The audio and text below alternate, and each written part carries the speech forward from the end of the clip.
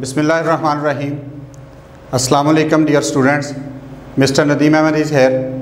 आज हमारा lecture number 8 biology level of organization. तो लेवल ऑफ ऑर्गेनाइजेशन क्या है बेटा? In order to understand the various phenomena of life, biology study biological organization at different level which are as follow. देखिए, level of organization है क्या? पहले level of organization है कि हमारी ज़िंदगी जो है वो, या एक इंसान कोई भी चीज़ लिविंग है या नॉन लिविंग थिंग जो है वो किन चीज़ों से मिलकर बनी है। यानी वो कौन सी सादा से लेकर सादा चीज़, यानी सिंपलेस्ट चीज़ उसके अंदर कौन सी चीज़ पाई जाती है, और कम्प्लेक्सिटी उसके अंदर कहाँ तक मौजूद है। यानी उसका सबसे छोटा पार्ट, यानी सबसे छोटा पार्ट वो किस चीज़ से मिलकर बना है और वो कहाँ तक जाता है, उसको हम लेवल ऑफ ऑर्गेनाइजेशन के अंदर लेकर आते हैं। तो लेवल ऑफ ऑर्गेनाइजेशन के अंदर देखा जाए तो हमारे पास बेटा आता है सब एटॉमिक लेवल और एटॉमिक लेवल, नंबर 2 पे मॉलिक्यूलर लेवल, नंबर 3 पे ऑर्गेनेली और सेल लेवल, इसके बाद tissue level, organ and organ system level, और individual level, population level, community level और बायोस्फीयर लेवल। तो ये लेवल ऑफ ऑर्गेनाइजेशन है, हम इनकी डिटेल से स्टडी करेंगे। तो पहले नंबर पर हमारे पास जो आता है लेवल ऑफ ऑर्गेनाइजेशन में, देखिए नेक्स्ट है हमारे पास सब एटॉमिक और एटॉमिक लेवल। अब सबसे पहले नंबर पर देखें एटॉमिक लेवल क्या है। All type of matter are made up of element. जितने भी एलिमेंट हैं वो ऑल टाइप ऑफ मैटर जो हैं are made up of element से मिलकर बने हैं। मैटर क्या है? एवरीथिंग, हर वो चीज़, ठीक है, जो हमारे इर्द गिर्द पाई जाती है, हर वो चीज़ जो वज़न रखती है और जगह घेरती है, ठीक है, यानी हर वो चीज़ जो वज़न रखती और जगह घेरती है उसे हम मैटर कहते हैं, यानी वो मादा कहलाती है। तो यहाँ पर एलिमेंट जो हैं, ऑल टाइप ऑफ मैटर जो है वो एलिमेंट से मिलकर बना है, and each element contain single kind of atom. और हर एलिमेंट जो है वो एक ही एटम से मिलकर बनता है। एटम क्या है? अब एटम को क्या कहते हैं हम? एटम को देखा जाए तो ये लातीनी लैंग्वेज का, आप एटम को देखें तो हम ग्रीक लैंग्वेज के एक वर्ड एटोमोस से निकला है, ठीक है, जिसका मतलब होता है इंडिविजिबल, जिसको देखा नहीं जा सकता। तो यहाँ पर एटम जो है उसको दो हिस्सों में तकसीम किया जाता है। ए का मतलब होता है नॉट और टॉम का मतलब होता है कट।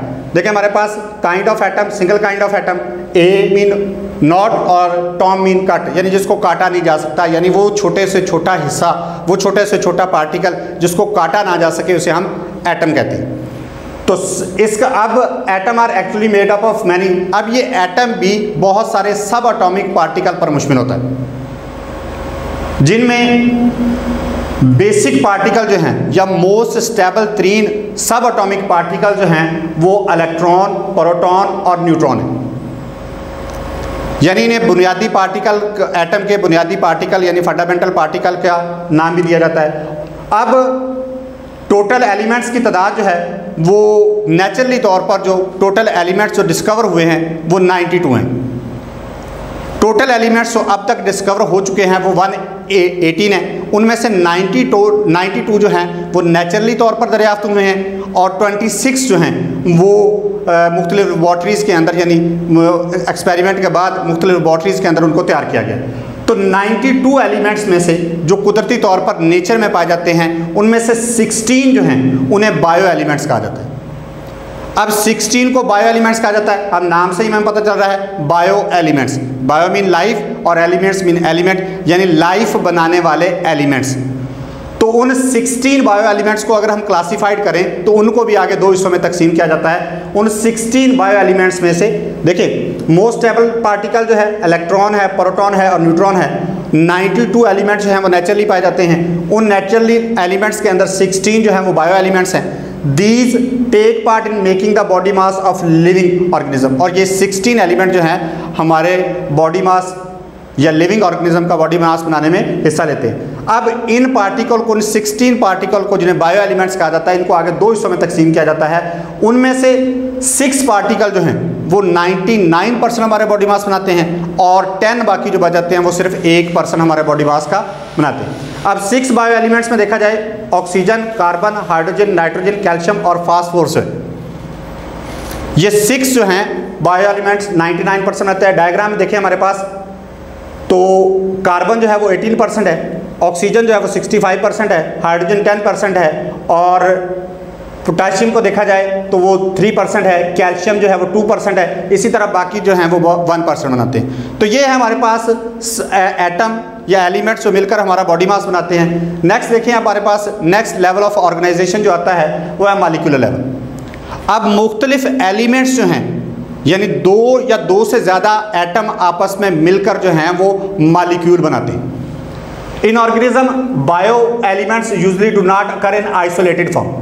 अगर देखा जाए तो माहौल के अंदर या नेचर के अंदर बायो एलिमेंट्स जो हैं वो आज़ादाना हालत में नहीं पाए जाते, बल्कि ये एक दूसरे के साथ एटम मिलकर रहते हैं और मिलकर मॉलिक्यूल बनाते हैं। अब इनके मिलने की सलाहियत जो है, ये किस तरह मिलते हैं एटम, इनके लिए एक फोर्स होती है जिसे हम केमिकल बॉन्ड कहते हैं।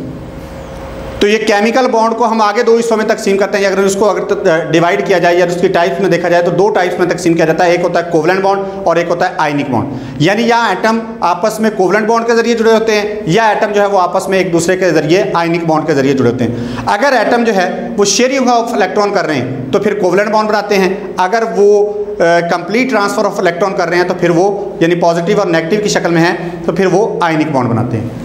तो isolated form rather they combine through ionic और कोवलेंट बॉन्ड के जरिए ये आपस में जुड़े होते हैं। The stable particle from by such bonding is called molecule.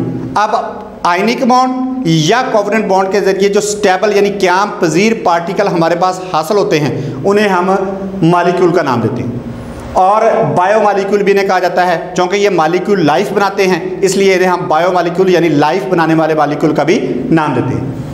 तो नेक्स्ट देखिए हमारे पास आ जाता है an organism is form by enormous number of bio molecule. एक इंसान जो है या एक ऑर्गेनिज्म जो है वो सैकड़ों किस्म के मुख्तलिफ इकसाम के बायो मॉलिक्यूल पर मुश्तमिल होता है, यानी मुख्तलिफ इकसाम के बायो मॉलिक्यूल जो है वो मिलकर उसकी ज़िंदगी बनाते हैं। तो हंड्रेड्स ऑफ डिफरेंट टाइप और इसकी सैकड़ों किस्में हैं, जैसे वाटर है, ठीक है, उसके बाद ग्लूकोज की मिकदार है, प्रोटीन है, लिपिड है, ये सारे जो हैं इसकी सैकड़ों किस्में हैं, मुख्तलिफ किस्म के मॉलिक्यूल मिलकर बनाते हैं। These molecule are building material and themselves constructed in a great variety and complexity. ये हमारा बिल्डिंग मटीरियल बनाते हैं यानी हमारा बॉडी स्ट्रक्चर बनाते हैं और इनके अंदर खुद भी बहुत सारी पेचीदगियाँ पाई जाती हैं, यानी मुख्तलिफ तरीक़ों से ये केमिकल रिएक्शन करके केमिकल बॉन्डिंग करके मॉलिक्यूल की शक्ल में आते हैं। तो due to specific hydrogen bonding arrangement की वजह से इनको हम 2 हिस्सों में तकसीम करते हैं। देखिए हमारे पास नेक्स्ट है कि बायो मॉलिक्यूल को हम 2 हिस्सों में तकसीम करते हैं और ये बायो मॉलिक्यूल जो हैं क्लासिफाइड किया जाता है इन्हें 2 हिस्सों में, माइक्रो मॉलिक्यूल और मैक्रो मॉलिक्यूल। अब माइक्रो और माइक्रो जो है उसका मतलब होता है लो, कम या थोड़ा, और मैक्रो का मतलब होता है ज़्यादा। दोनों लातीनी ज़बान के लातीनी लैंग्वेज के वर्ड है, माइक्रो से मुराद थोड़ा और मैक्रो से मुराद ज़्यादा।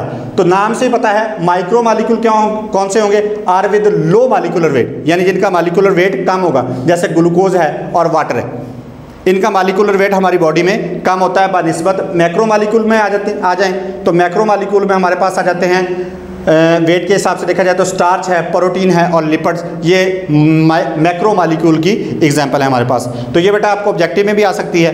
अब प्रोटीन को देखा जाए तो हमारी बॉडी में सबसे ज़्यादा जो है वो प्रोटीन पाई जाती है। हमारे बॉडी के किसी भी सेल को ले लिया जाए, किसी भी एक सेल को ले लिया जाए और उस सेल को खुश्क कर लिया जाए तो उसके खुश्क वज़न का 50% हिस्सा जो है वो प्रोटीन है, इसलिए इसको मैक्रो मॉलिक्यूल में रखा गया है। तो ये बेटा आपको ऑब्जेक्टिव के तौर पर भी आ सकता है, शॉर्ट क्वेश्चन के तौर पर भी आ सकता है, इसको आप अच्छे तरीके से तैयार करेंगे। आज का हमारा लेक्चर यहीं ख़त्म होता है। ओके बेटा, अल्लाह हाफिज़।